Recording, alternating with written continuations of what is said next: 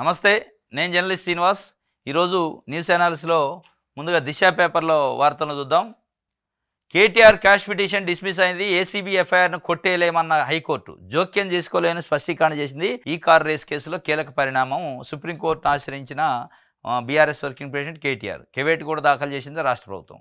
మొత్తానికైతే కేటీఆర్‌కి సంబంధించి ACB FIR చేసింది. ఆ ఎఫ్ఐఆర్ మీద క్వాష్ పిటిషన్ వేసిండు కేటీఆర్ గారు తెలంగాణ హైకోర్టులో. క్వాష్ పిటిషన్ వేస్తే తెలంగాణ హైకోర్టు ఒక 2 వారాల పాటు అరెస్ట్ చేయకుండా రిలీఫ్ ఇచ్చింది. నిన్నటితోనే అది అరెస్ట్ కూడా క్లోజ్ అయింది. ఆ ఆర్డర్ కూడా పిటిషనే డిస్మిస్ చేసేసింది.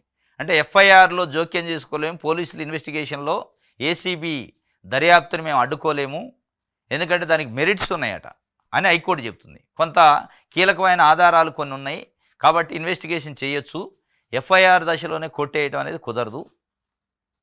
అంటే ప్రభుత్వానికి సంబంధించిన సొమ్ముని కస్టోడియల్గా మంత్రి కూడా ఉంటాడు, కస్టోడియన్ చేయాల్సిన బాధ్యత ఆయనదే ఉంది, ఒక ట్రస్టీగా వ్యవహరించాలి.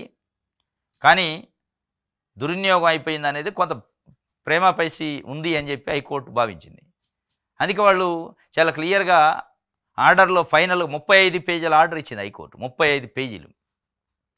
35 పేజీల ఆర్డర్లో అనేక సుప్రీంకోర్టు జడ్జిమెంట్లు, అనేక హైకోర్టు జడ్జిమెంట్లు పెట్టారు.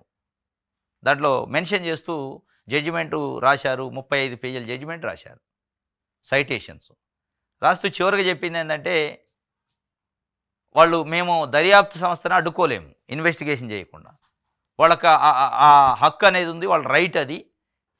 ఎందుకు అంటే ప్రైమరీ కొంత ఎవిడెన్స్ ఉంది అనే దానిపైన మొత్తానికి క్వాష్ పిటిషన్ కొట్టేశారు. కొట్టేసిన తర్వాత నిన్న డే అంతా అంటే 10:30 తర్వాత హైకోర్టు ఇచ్చిన తర్వాత మొత్తం కీలకంగా చాలా ఉత్కంఠమైన పరిస్థితి. బీఆర్ఎస్ వర్కింగ్ ప్రెసిడెంట్ కేటీఆర్ ఇంటికి మొత్తం బీఆర్ఎస్ పార్టీకి సంబంధించిన రాష్ట్ర నాయకత్వం అంతా వచ్చింది. మాజీ మంత్రులు, మాజీ ఎమ్మెల్యేలు, ఎమ్మెల్సీలు, ఎంపీలు మొత్తం వచ్చారు. పరామర్శలు ఇది జరిగింది. తర్వాత వాళ్ళు ఒక ప్రెస్ కాన్ఫరెన్సు హరీష్ రావు పెట్టి, మేము ఈ కేసులు చూసి ఏం భయపడం, అక్కడ ఎట్లాంటి అవినీతి జరగలే, ఇది ఒక కక్ష సాధింపు చర్య తప్ప ఏం లేదు, న్యాయ నిపుణులతో చర్చిస్తాను, కోర్టు ఆర్డర్ వచ్చిన తర్వాత ఏం చేయాలని ఆలోచిస్తాను. మొత్తం సుప్రీంకోర్టుకి అయితే వెళ్ళారట. తెలంగాణ ప్రభుత్వం కూడా ముందు జాగ్రత్తగా కెవేట్ వేసి పెట్టిందట. కెవేట్లు అంటే ఒకవేళ కేటీఆర్ అక్కడికి వస్తే ఎఫ్ఐఆర్ పైన మాకు ఇన్ఫర్మేషన్ లేకుండా ఏమి ఇవ్వద్దు, మా వాదన కూడా ఇన్న తర్వాతనే ఆయనకు ఆర్డర్ ఇవ్వాలని చెప్పారట. మొత్తానికి ఇది జరుగుతుంది. కాకపోతే దీంట్లో నిన్న పగలేమో హరీష్ రావు మాట్లాడిండు ప్రెస్ను ఉద్దేశించి. ఈవినింగ్ నైట్లో కేటీఆరే బయటకు వచ్చి మాట్లాడిండు. ఆయన హరీష్ రావు ఏమో తుప్పేల్ కేసు అన్నాడు, కేటీఆర్ ఏమో లొట్టపీస్ కేసు అన్నాడు. మరి ఈ తుప్పేల్ కేసు కోసం, లొట్టపీస్ కేసు కోసం హైకోర్టులకి సుప్రీంకోర్టులకి ఎందుకు పోవాలి? ఈ తుప్పేల్ కేసు లొట్టపీస్ కేసు అయితే మొత్తం రాష్ట్ర నాయకత్వం అంతా కేటీఆర్ని పరామర్శించడం ఎందుకు? ఈ ఉత్కంఠ ఎందుకు? కక్ష సాధింపు అంటారు. నిజంగానే కక్ష సాధింపు కాంగ్రెస్ పార్టీ ప్రభుత్వం చేయదలుచుకుంటే ఈ 55 కోట్ల సంబంధించిన కేసే ఉందా? మీరు 10 సంవత్సరాలు పరిపాలన చేశారు, ఇంకా దీనికంటే పెద్ద పెద్ద కేసులు కూడా ఉండొచ్చు అనేది కూడా ప్రజల్లో ఒక చర్చ.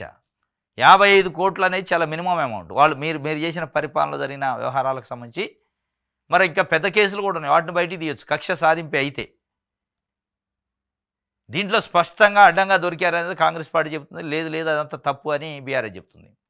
మొత్తానికైతే కేసులు తుప్పేలా, లొట్టపీస్ కేసులు అనేది కేసుల్లో అట్లాంటివి ఉండవు. కేసే. ఎఫ్ఐఆర్ అయిన తర్వాత ఫేక్ కేసా, నిజమైన కేసా, దాంట్లో ఏమైంది, నిర్ధారణ అయిద్దా, శిక్షలు పడతాయి అనేది కోర్టు చెప్పింది. మీరు ఆ రకంగా అంటే ప్రజలు వినటానికి కూడా ఎబెట్గా ఉండేటట్టు తుప్పేలు కేసులు, లొట్టపీస్ కేసులు అని కేటీఆర్, హరీష్ రావు మాట్లాడటం ఒక రకంగా తెలంగాణ సమాజం దాన్ని యాక్సెప్ట్ చేయట్లే. కేసు కక్ష సాధింపు అన్నారు, అంతవరకు బాగానే ఉంది. ఇప్పుడు రేపు మీరు హైకోర్టుకి, సుప్రీంకోర్టు దాకా పోతున్నారు, అక్కడ పోయి కూడా ఇదే చెప్తారా లొట్టపీస్ కేసు అని? జడ్జి అడ్డంగా కొట్టేస్తాడు, లొట్టపీస్ కేసు అయితే నా దగ్గరికి ఎందుకు వచ్చినావు అని. ఇది వాళ్ళు చెబుతున్న పరిస్థితి. మరి అరెస్ట్ ఎప్పుడు ఉండే అవకాశం ఉంది అనేది కూడా ఒక క్వశ్చన్. అరెస్ట్ ఎప్పుడు ఉంటుంది అంటే 9వ తారీఖు నోటీస్ ఇచ్చారు, రేపటికి ఏసీబీ ముందు హాజరు కావాలని. ఈరోజు అరవింద్ కుమార్ ఐఏఎస్కి విచారణ ఉంది. ఆ విచారణలో ఒకవేళ నిజంగానే ఆయన ఏమన్నా అంతకుముందు అప్రూవర్గా మారుతారనేది ఒక చర్చ జరిగింది. అప్రూవర్గా మారి అగో జరిగింది ఇది అని నిజాలు కుండబద్దలు కొట్టినట్టు చెప్తే ఆ నిజాలను బేస్ చేసుకొని రేపు ఇన్వెస్టిగేషన్ చేసే అవకాశం ఉంది. రేపు ఇన్వెస్టిగేషన్ చేసి అవసరమైతే రేపు అరెస్ట్ చేస్తారా, ఇంకోసారి పిలుస్తారా, నాకు తెలిసి రేపు ఇన్వెస్టిగేషన్ చేస్తే రేపే మూసేస్తారు. ఈరోజు ఒకవేళ సుప్రీంకోర్టులో పిటిషన్ నెంబర్ అయితే మళ్ళీ అది కూడా ప్రభుత్వానికి ఇబ్బంది. వన్స్ సుప్రీంకోర్టులో ఈయన పిటిషన్ నెంబర్ అయింది అంటే అంత ఈజీగా అరెస్ట్ చేయలేరు. అందుకే వాళ్ళు కెవేటేసి పెట్టారు. కెవేటేస్తే ఏమైందంటే వన్ సైడెడ్గా ఆర్డర్ రాదు, వీళ్ళ వాదన కూడా ఇట్టరు. మొత్తానికి రేపు కూడా కీలకమైన పాయింట్. ఈరోజు అరవింద్ కుమార్ చెప్పేదాన్ని బట్టి రేపు కేటీఆర్ని ఏమి ఇన్వెస్టిగేషన్ చేస్తారు, ఉంచుతారా, అరెస్ట్ చేస్తారా, పండగ మొత్తం మరి జైల్లో గడపటమా, బయట గడపటమా, లేదు ఇది కాక మళ్ళీ 14కో 16కో ఈడీ నోటీస్ ఇచ్చింది ఇన్వెస్టిగేషన్కి రమ్మని. మరి ఈడీ ఏమన్నా చర్యలు తీసుకుంటుందా? ఈడీ ఒకవేళ పిఎంఎల్ఐ యాక్ట్ అని prevention of money laundering act కింద అరెస్ట్ చేయడం జరిగితే అది ఇంకా కీలకంగా ఉంటుంది, బెయిల్ అంత ఈజీగా రాదు. మరి ఆ యాంగిల్లో ఏమైనా పోతారో. మొత్తానికైతే ఈరోజు అరెస్ట్ చేయకపోవచ్చు కానీ రేపు అరెస్ట్ చేసే అవకాశం ఉంది అనేది ఒక చర్చ. అంటే నోటీస్ ఇచ్చారు కాబట్టి రేపటికి. ఇది ఒక వార్త. అయితే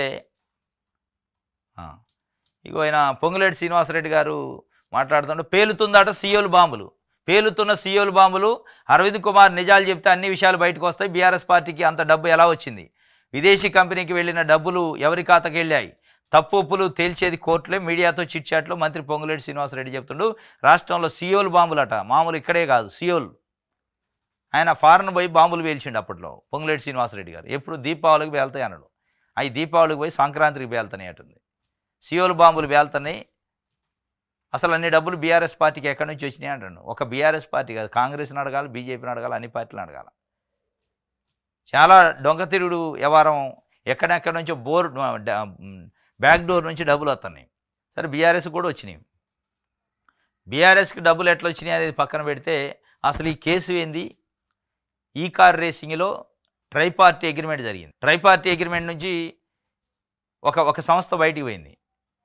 ఎవరైతే దీనికి డబ్బులు పెట్టాలో మెయింటెనెన్స్కి ఆ సంస్థ బయటికి పోయింది. ఆ సంస్థ బయటికి పోయినందుకు ఆ ప్లేస్లో తెలంగాణ గవర్నమెంట్ మేము పెడతాం ఖర్చులని 55 కోట్ల రూపాయలు ఒక ఫారెన్ కంపెనీకి ట్రాన్స్ఫర్ చేసి అక్కడ నుంచి మళ్ళా బీఆర్ఎస్ అకౌంట్లోకి 41 కోట్ల రూపాయలు వచ్చినాయి ఎలక్ట్రోల్ బాండ్ల పేరుతోననేది కేసు. ఎలక్ట్రోల్ బాండ్ ఇప్పుడు వచ్చింది కాదు, 2022లో అన్ని పార్టీకి ఇచ్చారు, మా పార్టీకి ఇచ్చారు, దాంట్లో అవినీతి ఏం లేదు, కిట్ ప్రోకో లేదని బీఆర్ఎస్ చెప్తుంది. ఇది కేసు నడుతుంది. మొత్తానికి అయితే పేల్తనేట సీయోలు బాంబులు. ఈ భూములకు రైతు భరోసా రాదు, అర్హత లేని భూములు జాబితాను సిద్ధం చేస్తున్న అధికారులు పంచాయతీల్లో డిస్ప్లే చేసేందుకు కసరత్తు చేస్తున్నారట. శాటిలైట్ సపోర్టుతో సాగు యోగ్యం లేని ల్యాండ్ వివరాలు సేకరణ, కొండలు, గుట్టలు, మైనింగు, వెంచర్లపై ఆరా. దాదాపు 15 లక్షల ఎకరాలకు సాయం కట్ చేస్తారట. మొత్తానికి కటింగ్ మాస్టర్ అయిండు. ఈ భూములకు రాదట. కొండలు, గుట్టలు, వెంచర్లు, మైనింగు కై రాకపోతే బాగానే ఉంటుంది. వాటితో పాటు అన్యాయంగా అర్హత ఉన్న రైతులను తీసేయద్దు. ఇప్పుడు అది కూడా జరిగింది. ఇప్పుడు ఈ సందట్లో సడేమి అనే ఏమైందంటే అన్ని అర్హతలుండి సాగు చేసుకున్న భూములు కూడా రావు. అది ఏదు. ఇప్పటికే రుణమాఫీ విషయంలో మీ లోటుపాట్లు సమన్వయ లోపం స్పష్టంగా కనపడుతుంది. 2 లక్షల వరకు రుణాలు మాఫీ చేస్తున్నారు, 2 లక్షలు ఉన్న వాళ్ళకి ఇంతవరకు చేయలే, దాని గురించి మాట్లాడలే. రేపు ఇది కూడా అదే కథ అయింది. మీరు 15 లక్షల కటింగ్ అంటున్నారు, 50 లక్షలకు పోయినా ఆశ్చర్యం లేదు. తప్పులు తడకైంది రేపు. ఈ గుర్తించే దాంట్లో అన్యాయంగా అసలైన రైతులను కూడా కట్ చేసే కార్యక్రమం ఉంటుంది. తెలవకో తెలుసు టెక్నికల్గా. అంటే ఈ పెంట అంతా పెట్టుకోకుండా ఫస్ట్ ఆ మైనింగ్ ఏంది, వెంచర్లు ఏంది, గుట్టలేంది, కొండలేంది గుర్తించండి. ఒకసారి గుర్తిస్తే అయిపోయాయి. గుర్తించి వీటికి రావు అని డిస్ప్లే చేసేయండి. మొత్తానికి రైతు భరోసా సంక్రాంతికి ఇవ్వాలనేది పెట్టుకున్నట్టు అనిపిస్తుంది. ప్రభుత్వం సీరియస్గా ఉన్నట్టు అనిపిస్తుంది. విజ్ఞప్తులను పెండింగ్లో పెట్టొద్దని తుమ్మల నాగేశ్వరరావు గారు చెప్తుండు, వ్యవసాయ శాఖ మంత్రి. అదేవిధంగా రైతు భరోసా కూడా స్పీడ్గా చేయండి అని చెప్పి నిన్న అధికారులకు కూడా ఆదేశాలు ఇచ్చిండారు. రైతు భరోసా విషయంలో చాలా ఫాస్ట్గా చేయాలి. ఎందుకంటే సంక్రాంతికి ఎట్టి పరిస్థితులు మనం జమ అయ్యాలి. దాని తర్వాత స్థానిక సంస్థల ఎన్నికలు వస్తాయి. ఫార్ములా ఈ కార్ రేసులో రేవంత్కే శిక్ష పడిద్దట. మాజీ మంత్రి జగదీష్ రెడ్డి చెప్తుంటూ కొత్త విషయం చెప్పిండు. రేవంత్ రెడ్డికే శిక్ష పడిద్ది అంటాడు. ఎఫ్ఐఆర్ కేటీఆర్ మీద అయింది, రేవంత్కి శిక్ష అంటాడు. మరి అది ఏందో. ఫార్ములా ఈ కార్ రేస్ కేసులో రేవంత్ రెడ్డికే శిక్ష పడుతుందని మాజీ మంత్రి జగదీష్ రెడ్డి అన్నారు. మాజీ మంత్రి ఏముల ప్రశాంత్ రెడ్డి బీఆర్ఎస్ నేతలతో కలిసి ఆయన మంగళవారం బంజారాహిల్స్ నందినగర్లో కేటీఆర్ నివాసంలో మీడియా సమావేశంలో మాట్లాడారు. చట్టాన్ని పూర్తిగా దుర్వినియోగం చేస్తూ ఒకరిద్దరు తాబేదారులైన అధికారుల సాయంతో రేవంత్ చేస్తున్న కుట్రలు కుయుక్తులను ఛేదించి కడిగిన ముత్యంలా కేటీఆర్ బయటకు వస్తారని చెప్పారు. డైవర్షన్ పాలిటిక్స్లో భాగంగా అనుకూల మీడియాతో రేవంత్ డ్రామా ఆడిస్తారని విమర్శించారు. హైకోర్టు తీర్పుతో సంబరాలు చేసుకున్న కాంగ్రెస్ నాయకులది అల్ప సంతోషమన్నారు. వేముల ప్రశాంత్ రెడ్డి మాట్లాడుతూ కేటీఆర్పై పెట్టింది లొట్టపీస్ కేసు అన్నారు. తమ న్యాయవాది సమక్షంలో కేటీఆర్ను విచారించి వీడియో కూడా తీసుకోవచ్చు అని చెప్పారు. నేషనల్ హెరాల్డ్ కేసు విషయంలో రాహుల్ గాంధీ కూడా లాయర్తోనే విచారణకు హాజరయ్యారని వాళ్ళు చెప్తున్నారు. ఫార్ములా ఈ కార్ రేసులో కేటీఆర్కి పడదట శిక్ష. ఎవరికి పడిద్దంటే రేవంత్ రెడ్డికి పడిద్దట. చెంచెలగూడన తీహార్ జైలుకో కేటీఆర్ తేల్చుకో కేటీఆర్ చేసిన అవినీతికి జైలుకు వెళ్ళడం ఖాయం అని MP Arvind Kumar hot comment చేసిండు. తప్పించుకొని ఇంకెన్నాళ్ళు తిరుగుతావు కేటీఆర్, నీ ముందు రెండే ఆప్షన్లు ఉన్నాయి. ఈడీ కేసులో తిహార్ జైలుకి వెళ్తావా, ఏసీబీ కేసులో చెంచెలగూడ జైలుకి వెళ్తావా? ఈ రెండింటిలో ఏది మేలో దేవుణ్ణి ప్రార్థించుకో, నీకు మూడో ఆప్షన్ లేదు. నీ నాన్నకు సైతం ఇదే గతి పడుతుందని బీజేపీ ఎంపీ ధర్మపురి అరవింద్ సంచలన వ్యాఖ్యలు చేశారు. మంగళవారం ఆయన ఢిల్లీలో మీడియాతో మాట్లాడుతూ అవినీతి చేశారు కాబట్టే కేటీఆర్ జైలుకు పోవడం ఖాయమన్నారు. గరీబోళ్ల రక్త మాంసాలు పీల్చుకొని ఆస్తులు సంపాదించుకున్నారు, వాళ్ళ ఉసురు తగలదా అని మండిపడ్డారు. జైలుకి వెళ్ళి వస్తే ప్రజలలో సానుభూతి రావడానికే కేటీఆర్ దేశ సరిహద్దుల్లో యుద్ధం చేశారా అని, ఆయనకి ఏమైనా సానుభూతి రావడానికి ఏమైనా యుద్ధం చేసినా అని చెప్తున్నాడు. కవిత ఎంత యాక్టివ్గా ఉంటే అంత మంచిదట అని కూడా ఆయన చెప్పిండు. అంటే ఎందుకు అంటే కేటీఆర్ జైలుకు పోతారు కాబట్టి ఏం యాక్టివ్గా ఉండాలని ఆయన చెప్తున్న పరిస్థితి. నెక్స్ట్ నమస్తే తెలంగాణ. దమ్ముంటే చర్చకరా రేవంత్, జైబులీల్స్లోని నీ ప్యాలెస్లో ఈ రేస్పై చర్చకు సిద్ధమా అంటుండు. కేసు అయ్యాక చర్చ ఏముంటుంది? మీరు 10 ఏళ్ళు ప్రభుత్వంలో పనిచేశారు, 10 ఏళ్ళు ప్రభుత్వాన్ని నడిపారు. మీరు కేసులు పెట్టిన వాళ్ళతో చర్చలు చేశాక కేసులు పెట్టారా? దమ్ముంటే చర్చకరా రేవంత్ అంటే రేవంత్ రెడ్డి ముఖ్యమంత్రి చర్చకు పోతారా ప్రధానికి? అంటే కేసులు అయిన దానికల్లా కేసీఆర్ 10 ఏళ్లలో చర్చలు చేసి కేసులు పెట్టారా? కొద్దిగానే ఉండాలా. ఇప్పుడు అడిగే దాంట్లో మీరు లొట్ట పీస్ కేసులు, తుఫేల్ కేసులు, చర్చకరా, అరే కేసు అయింది, నువ్వు అవినీతి చేసినా 55 కోట్ల రూపాయలు ట్రాన్స్ఫర్ చేశారు అని చెప్తుంటే అదేదో మీ దగ్గర ఉన్న ఎవిడెన్స్ పెట్టుకొని న్యాయపరంగా రిలీఫ్ పొందాలి. కానీ దమ్ముంటే చర్చకరా, దీంట్లో కేసా, ఇది తుపేల్ కేసు, లొట్ట పీస్ కేసు అని ఇవన్నీ న్యాయ వ్యవస్థను కూడా కించిపరిచినట్టు. అది ఇది ఆయన చెప్తుండ్రు చర్చకరా అని. చర్చకి ఎట్లా వస్తారు కేసులు అయితే? మీరు 10 ఏళ్ళు చేసినప్పుడు చర్చకు వచ్చారా అనేది వాళ్ళు అడుగుతారు కదా. 17న రాష్ట్రానికి జస్టిస్ ఘోష్ వస్తాడట. ఈసారి 3 వారాలు ఇక్కడే ఉంటాడట. ఎంక్వైరీకి తొలుత కాంట్రాక్టర్లు, అధికారుల, తర్వాత హరీష్, ఈటెల, కేసీఆర్ని పిలిచే ఛాన్సు. కాళేశ్వరం విచారణ పూర్తయ్యే అవకాశం ఉంది అని చెప్పి ఈ నెల 17న వస్తాడట. పండగ వెళ్ళి తెల్లారే జస్టిస్ పిసి ఘోష్ వస్తే ఈసారి మొత్తం ఒక 10-15 రోజులు ఎండే ఉంటాడట. 21 రోజులు ఉంటాడట. ఉండి మొత్తాన్ని విచారణ చేస్తాడట. అందులో ఈటెల రాజేందర్, కేసీఆర్, హరీష్ రావు కూడా ఉండట. ఈటెల రాజేందర్ ఏంటంటే అప్పుడు ఆర్థిక శాఖ మంత్రి, హరీష్ రావు నీటిపారుదల, ముఖ్యమంత్రి కేసీఆర్, వీళ్ళ ముగ్గురిని కూడా చేసే అవకాశం ఉందట. కాంగ్రెస్ బీజేపీ ఫైటింగ్, 2 పార్టీల ఆఫీసుల వద్ద టెన్షన్. బీజేపీ స్టేట్ ఆఫీసు ముట్టడికి యూత్ కాంగ్రెస్ యత్నం. కోడిగుడ్లు, కర్రలతో దాడులు. గాంధీభవన్కు ర్యాలీగా వెళ్లిన బీజేపీ నేతలు అడ్డుకున్న పోలీసులు. కాంగ్రెస్ ఫ్లెక్సీలు చించివేత. ప్రియాంక గాంధీపై బీజేపీ నేత అనుచిత వ్యాఖ్యలపై కాంగ్రెస్ నిరసన తెలిపింది. మొన్న ప్రియాంక గాంధీ పైన బీజేపీకి సంబంధించిన ఢిల్లీ ఎమ్మెల్యే అభ్యర్థిగా పోటీ చేస్తున్న రమేష్ బదూరియా ఏదో పేరుంది, ఆయన రమేష్ బదూరి, ఆయన ఒక అభ్యంతరకరమైన వ్యాఖ్యలు చేసిండు. నన్ను గెలిపిస్తే ఢిల్లీలో ఉన్న రోడ్లని ప్రియాంక గాంధీ బొగ్గల లెక్క తయారు చేస్తా అన్నాడు. అది అభ్యంతరకరం వాస్తవంగా. దానిపైన నిన్న తెలంగాణ యూత్ కాంగ్రెస్ కమిటీ ఆధ్వర్యంలో బీజేపీ ఆఫీస్ పైన దాడికి పోయారు. ఆ దాడిలో చాలా సంఘర్షణ తల్లబయల్ని, రక్తాలు గారిని, వాళ్ళు వీళ్ళు కొట్టుకున్నారు. మళ్ళీ అక్కడ నుంచి బీజేపీ యూత్ వింగ్ కూడా పోయి గాంధీ భవన్ పైన దాడి చేయడానికి ప్రయత్నం చేసి మొత్తానికి పోలీసులకు పెద్ద పని అయింది నిన్న. ఈ దాడి కల్చర్ మంచిది కాదు. ఇప్పుడు ఆయన కామెంట్ చేసిందే తప్పు. ఆ కామెంట్ పైన మీరు ఒక రకంగా నిరసన తెలపాలా. బీజేపీ దిష్టి బొమ్మలు తగలబెట్టవచ్చు, లేదంటే ఆయన ఎక్కడైతే కంటెస్ట్ చేసిండో ఆ కాంటెస్ట్ చేసిన కాన్స్టిట్యున్సీకి పోవచ్చు, పోయి మొత్తం యాంటీకి ప్రచారం చేయొచ్చు. ఢిల్లీలో తప్పే ఉంది. ఓట్లు వేయొద్దు, మహిళలను కించపరిచిండని అడగండి ఇల్లు పోయి. అట్లాంటి నిరసన చేయాలి తప్ప కర్రలు పట్టుకొని, కట్టెలు పట్టుకొని ఆఫీసుల మీద పోయి దాడి చేస్తే హింస కదా అది. దట్టు మీరు రూలింగ్ పార్టీ కాంగ్రెస్ పార్టీ సమయాన్ని పాటించాలా. లా అండ్ ఆర్డర్ని బ్రేక్ చేయదు కదా. ఇది మొత్తానికి చేశారు నిన్న.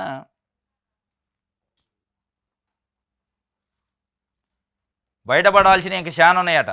కేటీఆర్ తప్పు చేయకపోతే కోర్టుకి ఎందుకు పోయిండు అని మంత్రి పొంగులేటి చెబుతుండు. ఇప్పటివరకు వేసిన కేసులు కమిషన్లు బీఆర్ఎస్ అడిగినవే. కేసీఆర్ ఏ కేసులో ఉన్నా హరీష్ అక్కడ ఉంటారు. డిసెంబర్ నుంచి రియల్ ఎస్టేట్ పుంజుకుంటుందని వెల్లడి చేసిండు. ఇంకా చాలా ఉన్నాయట బయటపడాల్సినవి. ఇప్పటివరకు పెట్టిన కేసులు కమిషన్లన్నీ వాళ్ళు కోరుకుంటూనే పెట్టినామని చెప్పి చెప్తుండు పొంగులేటి శ్రీనివాసరెడ్డి గారు. బాంబులు పేలుతాయి అంటే పేలుతున్నట్టే ఉంది సాక్షి పేపర్లో. ఈ నెల 10 నుంచి ఆరోగ్యశ్రీ సేవలు బంద్ చేస్తారట, నిలిపేస్తారట. బకాయిలు చెల్లించకపోతే నెట్వర్క్ ఆసుపత్రుల్లో సేవలు బంద్. ఆరోగ్యశ్రీ సీఈఓకు నెట్వర్క్ ఆసుపత్రుల యాజమాన్యం లేక ఏడాదిగా 1000 కోట్ల రూపాయల బకాయిలు పెరిగిపోయాయని వెల్లడి. బకాయిలు 500 కోట్లే. ఈ ఏడాదిలోని 920 కోట్లు చెల్లించామని వైద్య ఆరోగ్య శాఖ చెబుతుంది. ఇప్పటికే ఆంధ్రప్రదేశ్లో 3 రోజులైంది ఆరోగ్యశ్రీ సేవలు నిలిపేసి. ఇప్పుడు తెలంగాణలో కూడా నోటీస్ ఇచ్చారట తెలంగాణ ప్రైవేట్ హాస్పిటల్స్ యాజమాన్యాలు. రేపటి నుంచి బంద్ చేస్తారట, 10 నుంచి, ఎల్లుండి నుంచి. అందుకే ప్రభుత్వం తొందరగా మేలుకోవాలి. ఈ గొడవలు, ఈ కేసులు తర్వాత వస్తాయి. ఎందుకంటే అది పేద ప్రజలకు సంబంధించిన ఆరోగ్యానికి సంబంధించిన ఇష్యూ. తొందరగా మేలుకొని వాళ్ళని ఆ సమ్మెకు పోకుండా సేవలు బంద్ చేయకుండా చూడాలి. శ్రీతేజ్ను పరామర్శించిన అల్లు అర్జున్. కిమ్స్ ఆసుపత్రిలో చికిత్స పొందుతున్న బాలుడు శ్రీతేజ్ను మంగళవారం ఉదయం సినీ నటుడు అల్లు అర్జున్ పరామర్శించారు.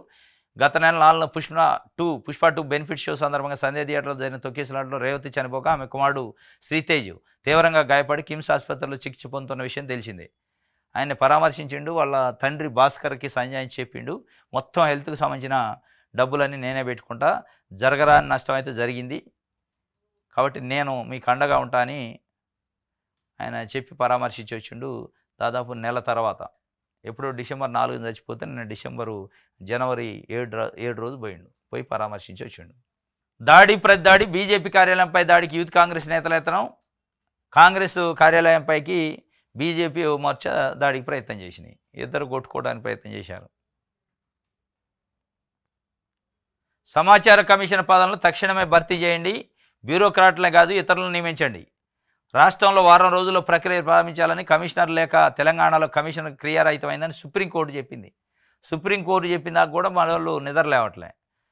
సమాచార కమిషన్ పదవులన్నింటినీ వెంటనే భర్తీ చేయండి అంటే మర్చిపోయారు అసలు వాళ్ళు. అది ఒకటి ఉందని కూడా వీళ్ళకి గుర్తులేదు ప్రభుత్వంలో ఉన్న వాళ్ళకి. అయితే సుప్రీంకోర్టు మొట్టికాయలు వేసింది 15 రోజులలో అయిపోవాలని చెప్పి. మరి ఇప్పుడు చేస్తారు. ఇక 1,00,000 డప్పులతో హైదరాబాద్ తిరిగి వస్తాం. ఎంఆర్పిఎస్ ఏ రాజకీయ పార్టీకి అనుకూలం కాదని మందకృష్ణ మాదిగ చెప్తుండు. 1,00,000 డప్పులు 1000 గంతులు అని ఒక కార్యక్రమాన్ని తీసుకున్నారు ఫిబ్రవరిలో. ఎంఆర్పిఎస్ ఫిబ్రవరి 7న ప్రోగ్రాం ఉంది, 1,00,000 డప్పులు 1000 గొంతులు అని. దానికోసం 1,00,000 డప్పులు తేయడానికి ఒక్కొక్క ఊరికి 100 డప్పులు పోతున్నాయట. నిన్న దాన్ని జెండా ఊపి ప్రారంభించిండు మందకృష్ణ మాదిగ. దానికి సంబంధించి నేను ట్యాంక్ బండ్ దగ్గర అంబేద్కర్ గారి దగ్గర ప్రోగ్రాం జరిగింది. ప్రోగ్రాం జరిగి ఒక్కొక్క ఊరికి 100 డప్పులు చొప్పున పంపించి అక్కడ నుంచి 1,00,000 డప్పులు పట్టుకొస్తారట ఊర్ల నుంచి. 1,00,000 డప్పులు 1000 గొంతులు. దేనికోసం? ఎంఆర్పిఎస్ 30 ఏళ్ల సుదీర్ఘ పోరాటం చేసింది ఎస్సీ కులాలను వర్గీకరించాలని. దాన్ని సుప్రీంకోర్టు ఆగస్టు 1న జడ్జిమెంట్ ఇచ్చింది. ఇచ్చిన వెంటనే ముఖ్యమంత్రి రేవంత్ రెడ్డి గారు బయటకు వచ్చి ప్రెస్లో చెప్పిండు, ఈ దేశంలో మొట్టమొదట వర్గీకరణ అమలు చేసేది మనమే, మన రాష్ట్రమే అని చెప్పిండు. ఇంతవరకు అడ్రస్ లేడు, పత్తలేదు. దానికి ఒక కమిషన్ అయితే మొన్న వేశారు. దాని సంగతి తేల్చండి, లేదంటే 1,00,000 డప్పులు 1000 గొంతులతో మేము ప్రభుత్వాన్ని నిలదీస్తామని వాళ్ళు ఒక ప్రోగ్రాం తీసుకున్నారు. ఒకవేళ ఈ లోపే చేస్తే ఫిబ్రవరి 7 లోపే వాళ్ళు వర్గీకరణ చేస్తే విజయోత్సవాలు చేసుకుంటారట. వర్గీకరణ చేయకపోతే దాన్ని చావు డప్పు కింద మలుస్తాం 1,00,000 డప్పులు అని చెప్పి ఒక అల్టిమేటం అయితే ఇచ్చారు. ఇది 1,00,000 డప్పులతో హైదరాబాద్ తిరిగి వస్తామని చెప్పి వాళ్ళు ఒక శపథం చేశారు. రైట్, ఇది ఆంధ్రజ్యోతి సంబంధించి. రైట్, ప్రాథమిక ఆధారాలు ఉన్నాయి. ఈ దశలో ఫార్ములా ఈ రేస్ కేసుపై ఎఫ్ఐఆర్ రద్దు చేయలేము.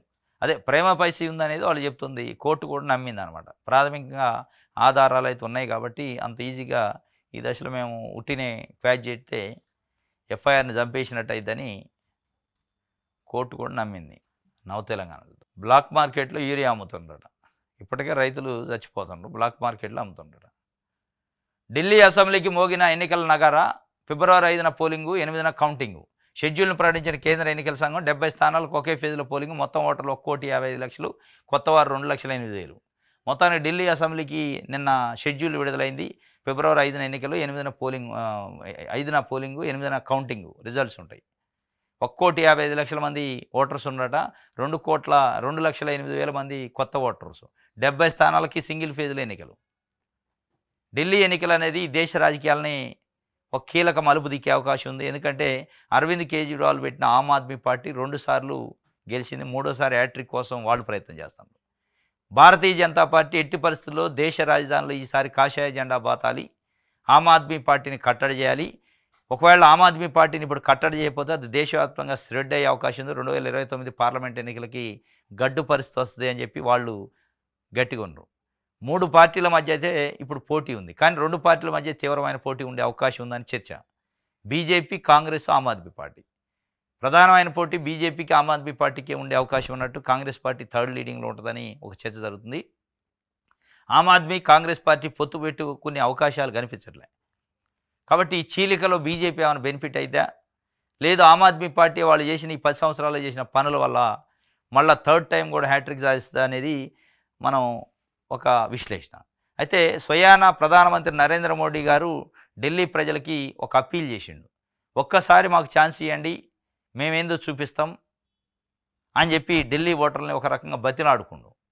డబుల్ ఇంజన్ సర్కారు తీసుకొస్తాం, అభివృద్ధి చేస్తే చూపిస్తాం, ఒక ఛాన్స్ ఇవ్వండి అని అడుక్కునే పరిస్థితికి వచ్చింది. దానికి సంబంధించి ఫిబ్రవరి 5 నాడు ఎన్నికలు ఉన్నాయి, ఫిబ్రవరి 8 నాడు రిజల్ట్స్ ఉన్నాయి. రైతు భరోసాపై స్పీడ్ పెంచండి, అధికారులకు మంత్రి తుమ్మల నాగేశ్వరరావు ఆదేశం జారీ చేసిండట నిన్న. జనవరి 26 నుంచి రాష్ట్ర ప్రభుత్వం ప్రతిష్టాత్మకంగా అమలు చేయనున్న రైతు భరోసా పథకానికి సంబంధించి చర్యలను వేగవంతం చేయాలని వ్యవసాయ శాఖ మంత్రి తుమ్మల నాగేశ్వరరావు అధికారులను ఆదేశించారు.